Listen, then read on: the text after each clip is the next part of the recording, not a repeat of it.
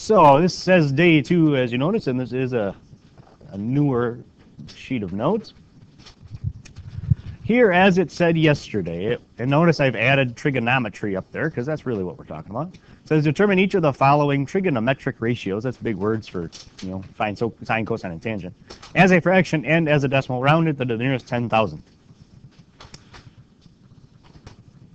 Although our triangle is incomplete. Well, let's figure out how many we can do, and then maybe, we can go from there, unless somebody can tell me how to find AB. Yes, how can we find AB? Yes, we can use Pythagorean theorem to find this missing piece. So it's a squared plus b squared equals c squared, correct? We have 7, the one we don't know, which is AB, and 10. Which one should fit in the C location? Just shout it out. 10. So we're going to put 10 right there and square it. Does it matter if 7 or the one I don't know? Does it matter which one goes for A or B? Not really. So we'll just do 7 squared. We'll just call it B squared for now. So 7 squared, we'll put our work down here now, is 49, right? Plus B squared equals 100. Is everybody in agreement so far? All right. So now I could take the square root right now, but you have to do it of both sides, so that would be a horrible idea. Let's move the 49 first. And how are we going to move it? By subtracting. Unfortunately, when we do that, b squared now equals 51. I think most of you know our next step is to go and take that square root, right? And is 51 one of them we know the square root of? Not really, right? And so what I'm going to tell you to do is just say, all right, you know what? Square root of 51, that's pretty much the best you can do, right? I mean, that's exact what that answer is. So we're going to actually leave this side right here as the square root of 51. And I'm going to tell you what I will allow you to do in here. Again, when you get to Algebra 2 or Advanced Math, that won't be allowed anymore, but I'm going to allow it in here just because of how we've kind of gone through these sections. So is there any questions of what we did with Pythagorean theorem there? Is it all right if I erase it?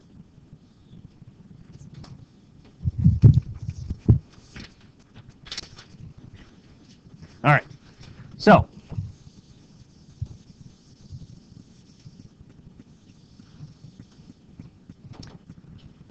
well, now what?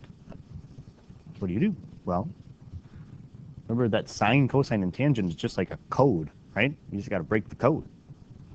And the easiest way to break the code when we're doing something like this is, so remember what I told you yesterday, though, spelling it correctly is paramount. So this one says sine of A. Well, where's A? Angle A is over here, right? And what's sine? Well, if we look up here, sine is opposite over hypotenuse. So of this one, which one's opposite? 7. And which one's hypotenuse? 10. So that's the fraction answer, right? There's the fraction answer. But again, that's not really how your calculators are going to view it. Your calculators are going to view it as a decimal. So my calculator will view this answer not as 7/10, but as 0.7, right? And if you want to put those zeros in, that's up to you. Now remember, what did I kind of tell you yesterday? How do I like to, notice how I jumbled them up on you a little bit? I like to kind of stick with the angle and finish it. So I wouldn't do B next. I would actually go and do maybe D or E next because they deal with angle A. That way I can just get angle A done. Because if this is angle A, right there, I know this one's opposite. You already told me that one's hypotenuse, which leaves this one down here to be adjacent, right? And so let's go and do tangent of A. So if that's A right there, tangent says up here, and so get to do opposite over adjacent. So which one's opposite? That's 7 over adjacent, which is square root of 51. Those of you that are in Algebra 2 know that that is unacceptable in Algebra 2. I'm not necessarily going to teach you the conjugate in here. Okay, that's an Algebra 2 thing, and so we're going to leave that right there. I'll accept that as the fraction. But remember, what did I tell you also when we do these earlier? I would also like a decimal when you have a radical in the bottom, right? But well, we have to do decimals on this one anyway. So go ahead and type 7 divided by the square root of 51. That is sometimes something people will struggle with on their calculator because they are unsure of how to type that in. And we will find out if you can do it correctly right now. Yes, you believe you have the answer? What do you got?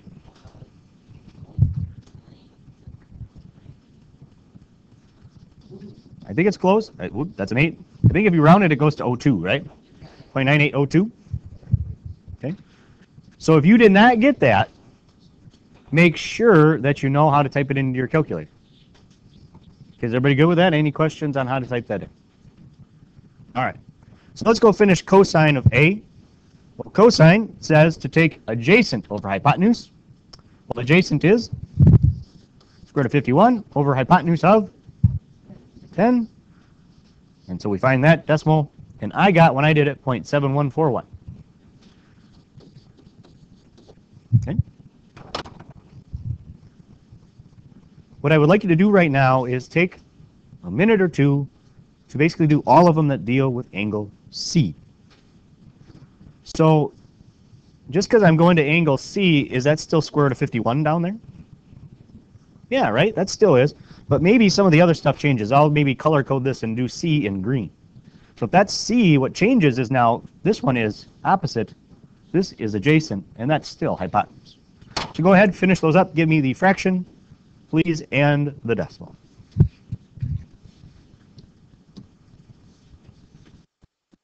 All right, by the sounds of things, that was enough time. So let's see.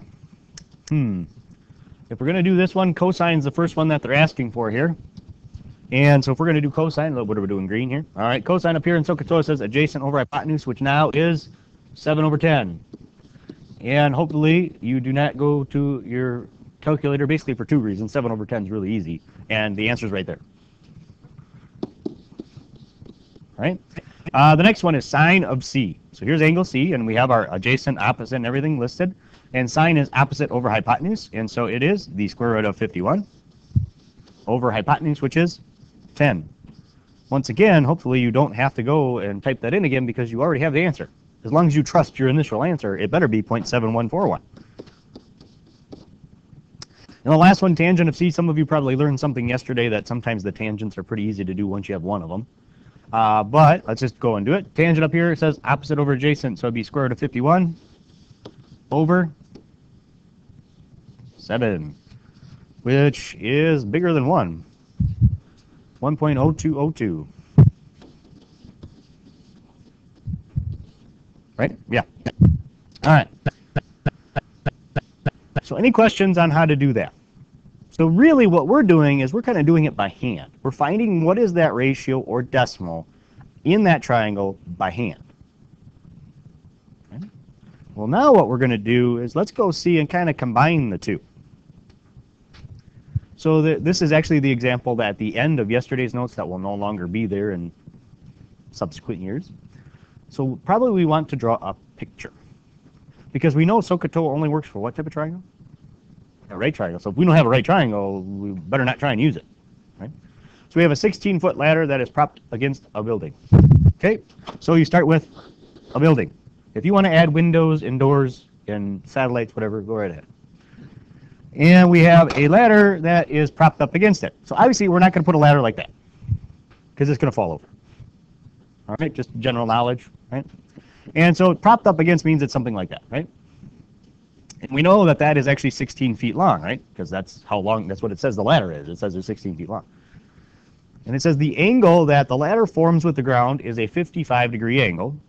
So in other words, that right there is 55 degrees. And what they would like to know in this problem, actually what I would like to know is how far up the side of the building does the ladder reach? So in other words, do I want to know this value here that I'm pointing at now, we'll call it number 1, or number 2? Which value do I want to know? Value 2, correct? And so what do we normally put somewhere when we would like to know the value and don't? Some kind of variable, right? And normally x is kind of the standard. Now, we will make a huge assumption that the building was made somewhat properly and actually does go up and it's not leaning and going to fall over. So right now, we could actually go find that other angle if we wanted to, but that's not what it's asking for, right? It's not asking what's the angle of the ladder in the building. That would be quite simple. But what I'm asking you to do is find out x. Well, if I just gave you, let's see if this makes sense. If I just gave you a triangle like this, could you find sine, cosine, and tangent of that angle? You could do that where? How would you do that? On your calculator, right? Your calculator knows all three of those answers, doesn't it? It knows sine of 55, it knows cosine of 55, and tangent of 55. We could go find them all, but really we're only concerned with whichever one's going to help me with this problem. And so you have to decide, well, what information do I know? I know this information, which happens to be which side? That's the hypotenuse. I would like to know this information with regards to 55, that is opposite. So based on, I have some information about hypotenuse and I want opposite. So which is going to be most beneficial? Cosine, sine, or tangent based on our knowledge? Why is sine going to be the most beneficial to find? Because this tells you that opposite and hypotenuse will lead you to sine. So let's kind of write this out. I know you always take sine, cosine, or tangent of some angle. Sometimes you know it, sometimes you don't. Look back here. Were we taking sine, cosine, and tangent of some angle? Here it was A, there it was C. Did we know what it was? No, but it was an angle, right? So here we actually know the angle. So 55 degrees equals. So sine of that angle better equal, the calculator knows that decimal, right? But it better equal what we know it to be by hand. By hand, we know it to be opposite over hypotenuse. And for us, that is x over 16, correct? This is basically over here what you've been doing. You've been doing the by hand portion. The calculator will do the calculator portion for you. And these better come out the same. So do you agree there's probably only one x value that I can put up there that'll actually make this come out to be true? Okay. So what we're going to do is I would suggest to do algebra first and then just type it straight into your calculator. It's probably a little bit safer. So we would like to get x by itself. Well, is x by itself right now? No, it's not. So this is divide by 16, so how am I going to cancel out a divide by 16? So if I multiply this side by 16, what really happens? They cancel, correct? But can I stop at that point? No. If I multiply one side by 16, I have to multiply the other side by 16. Here's the tricky part. Do I multiply the angle by 16, or do I put the 16 out front? That's the tricky part. If I multiply the angle by 16, have I changed the problem? I've changed the angle, haven't I? I don't want to do that. So you put the 16 out front and go times. And so in other words, 16 times the sine of 55 will equal x. Because again, sine of 55 is giving the answer to what the ratio should be. And I'm saying it's x over 16, so we're just going to put it in there and find out what happens. Now, of course, what's probably the first thing you should do when you get your calculator? Make sure that you are in.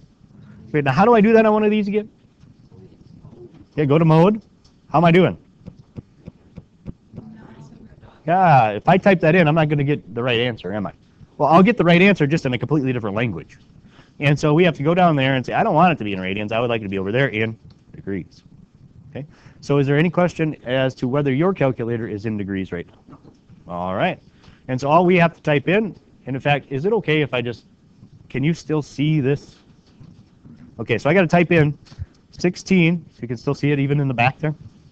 Sine of 55. Do I have to worry about typing in a degree symbol or anything? No. Why not? Because I just told it, I'm giving you degrees. Okay. Now, is this going to be more than 16? Why not? Because 16 is a hypotenuse, right? It can't be, right? We're expecting it to be more than, like, say, 1, right? Probably close to 16, wouldn't you guess, if you had to? And it says, does it say where to round? So we'll just go nearest tenth. So 13.1 and 13.1 what?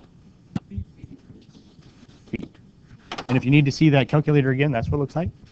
Okay. Well, there we go. That makes sense.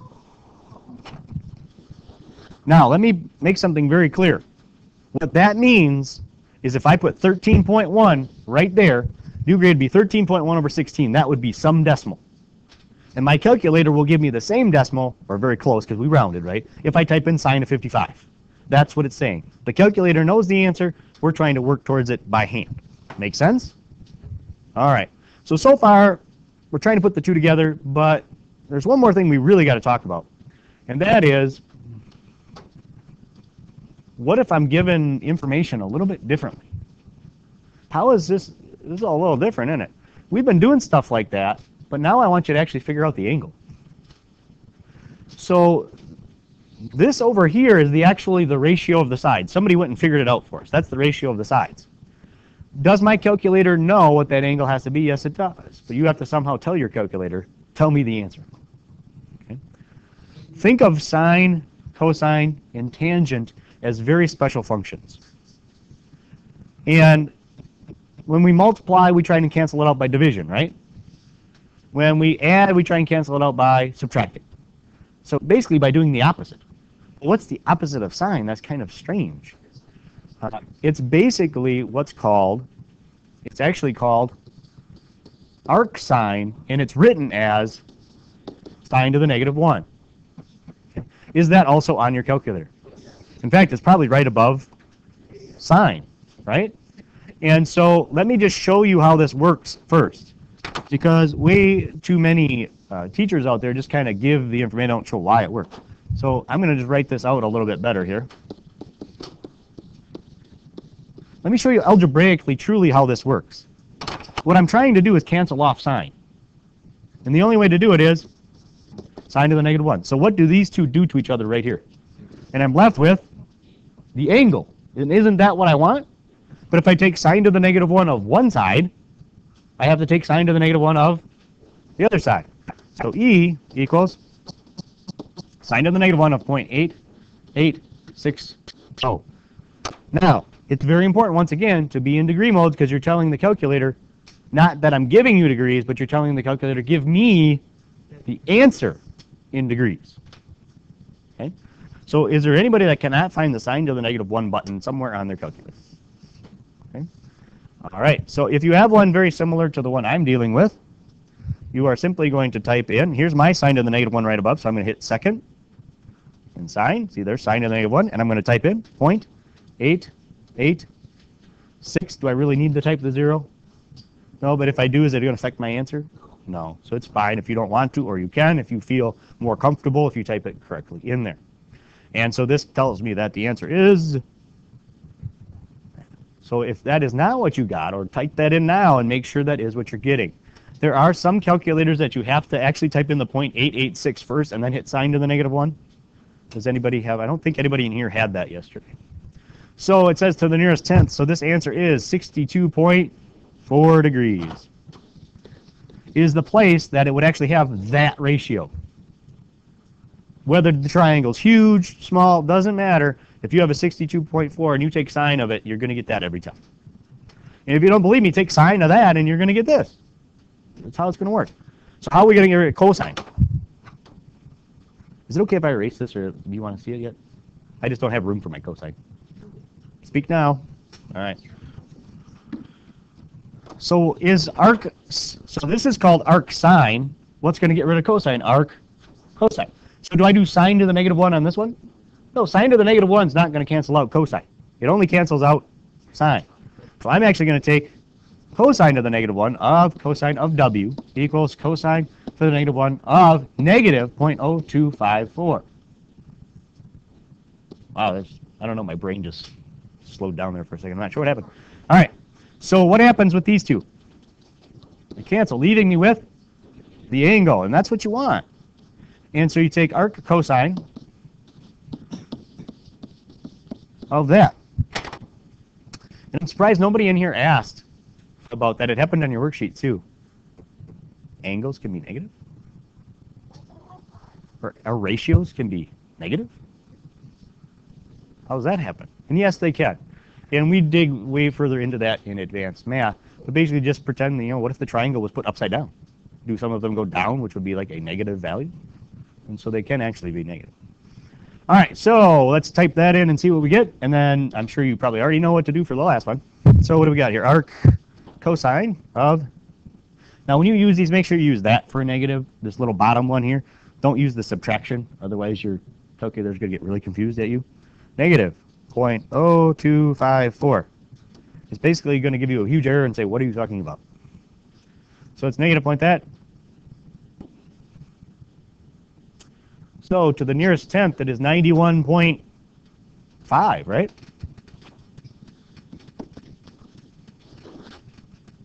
And why don't you try C on your own? I'm hoping by now you see the pattern of how to cancel out tangent to get the angle by itself. I'll give you a second to do that. All right, so obviously, what are we going to do? We're going to take arc what of both sides? Arc tangent. It's actually spelled like this, so if you see it again, that means the same thing. 1.235, 6. So these still cancel. It doesn't matter. So arctan of 1.2356 is got to be a little bit more than 45 degrees would be my guess. Yeah, about 51 degrees.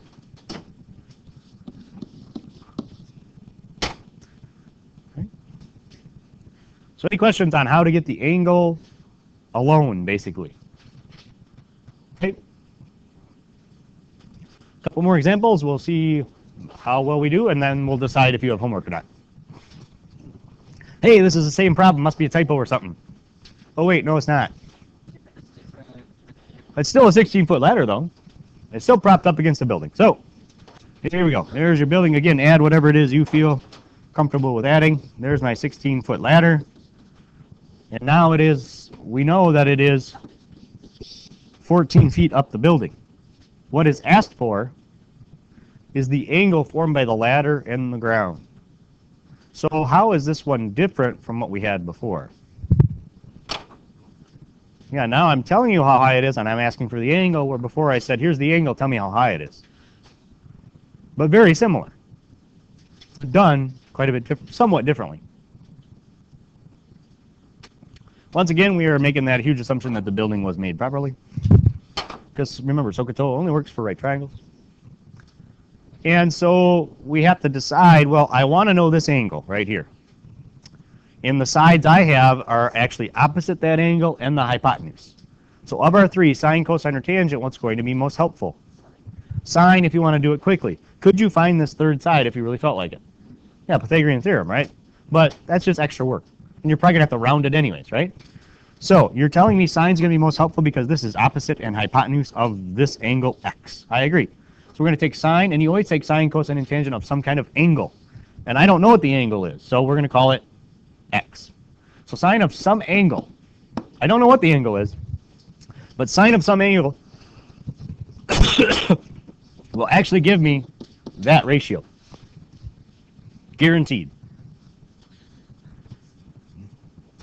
Now how am I going to solve for that angle then? Yeah, take arc sine. We just dealt with that, right? That's how you get the angle by itself. So it's arc sine of both sides. It would actually kind of look like this. Again, I'm just showing you all the ways you could see it. What happens on the left side? Cancel, leaving you with x is equal to the arc sine of 14 over 16. So angle x is approximately, and we'll go to the, doesn't say, so we'll go nearest tenth again.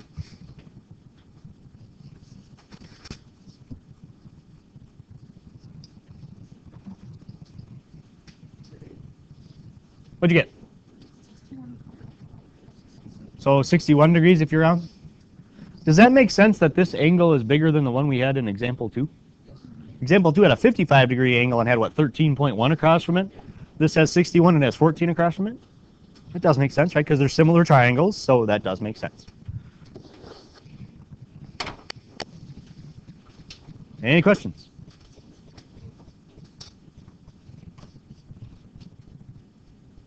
I got a question. Would I get the same thing if I did this?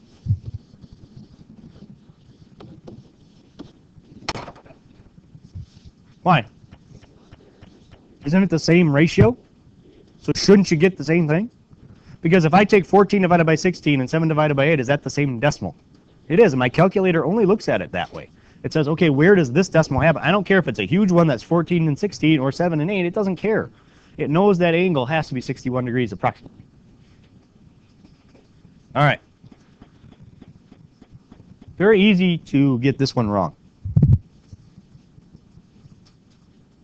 So an airplane is 6,000 feet above sea level when it begins to climb at a constant rate of 4 degrees for the next 50 ground miles. And what I would like to know is how far above sea level is a plane after it's done climbing? Climbing meaning it's going up. This problem, as you can see there, can be done two ways, so make sure to leave room for showing both approaches. Well, I think it's helpful first to draw a picture. And your airplane can be as whatever design you would like. But mine is, going to do like this and have a wing. There you go. There's my plane. And the cockpit. All right. But apparently you can't get out of that plane because there's no door. Yeah, that must be, yes.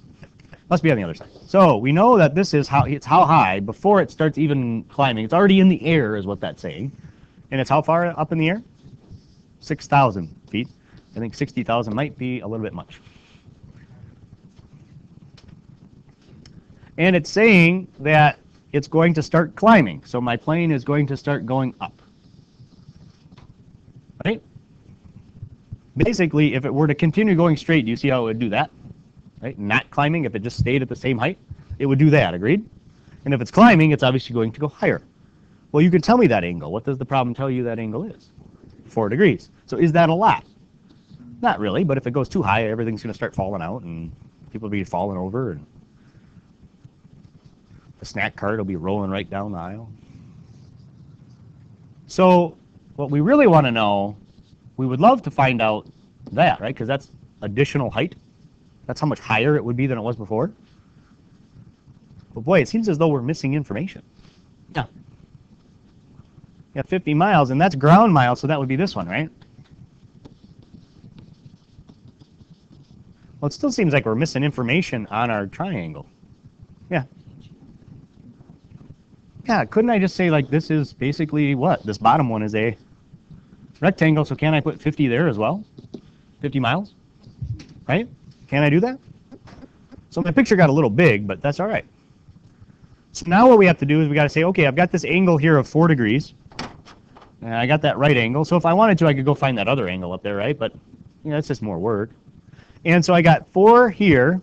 And if I use that angle, x is actually, if I use that, x is opposite, and 50 ends up being adjacent, right? Because this one's hypotenuse in our triangle. So we have to find by hand what's the ratio, and my calculator will find the other one. And my calculator can find sine, cosine, or tangent of 4 degrees, right? And we have to figure out, well, which one do I want it to find? So let's find out which one would I like my calculator to find. Well, I've got 4 degrees, and I want opposite, and I know adjacent, which leads me to tangent, right? But it's always tangent of an angle of some kind. Maybe sometimes you know that angle, and sometimes you don't. Do I know the angle this time? I do. It's 4.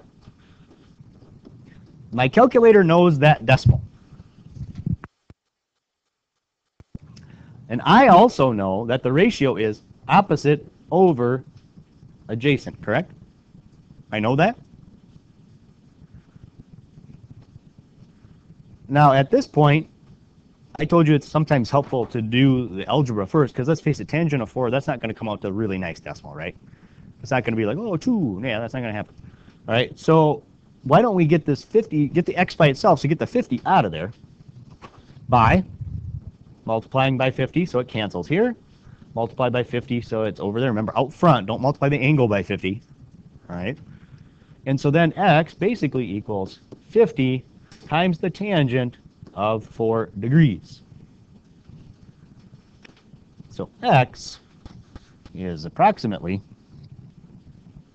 and I think round to the tenths is probably fine,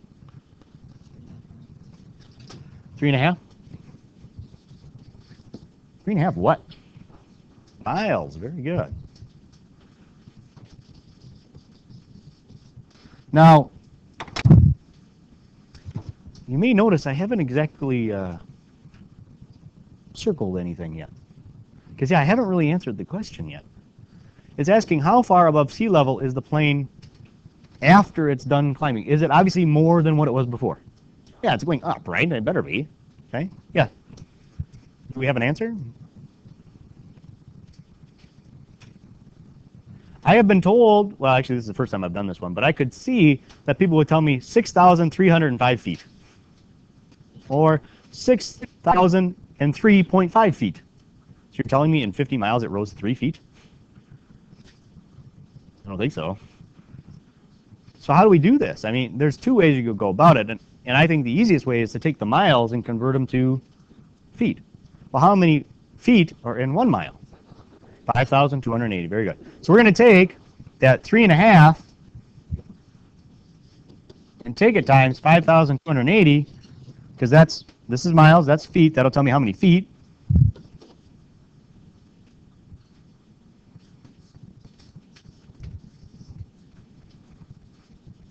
$480. 18,480. Is that what it is? Feet. I haven't circled that yet either. Why do I add 6,000 to that? I was already 6,000. So basically, this answer right here is 18,480 feet is that. This is 6,000 feet. So if I've got that much is 18,480, that much is 6,000, is my picture drawn to scale? Yes. Yeah, it's perfect, right? No, but we can still figure it out. So all you have to do is take that and add 6,000, right? So our answer, our altitude is feet. So 24,480 feet. Is that possible for a plane? Yeah, cruising altitude is normally 30,000 feet, so it's cruising altitude, so less resistance, right? 60,000, I think, is an issue with cabin pressure. So, yeah, that's when they start having no control and they just go wherever. Okay, so I said that's one way. There is another way, and it's probably a lot quicker. And the second way is just convert the 50 miles to feet to start with, and then your answer just comes out in feet. And then add the 6,000. You could, but then if you want to leave it in miles, you have to convert the 6,000 to miles and add that. Yeah, because I never said in the problem that you had to give it to me in miles or feet. But normally altitude of planes is given in feet, not miles. Okay. Yeah, if you convert this, yeah, we're running out of time, but all you do is you convert this to miles or to feet. So 264,000 feet. So then you just put this number here. And you put that number there. And you just follow the problem that way, and you just get that answer right away. And then just add 6,000. That's the other method. I have known historically in this class when there are multiple measurements or labels, it has caused problems for people. Okay. So any questions on how we went about anything today? No? All right.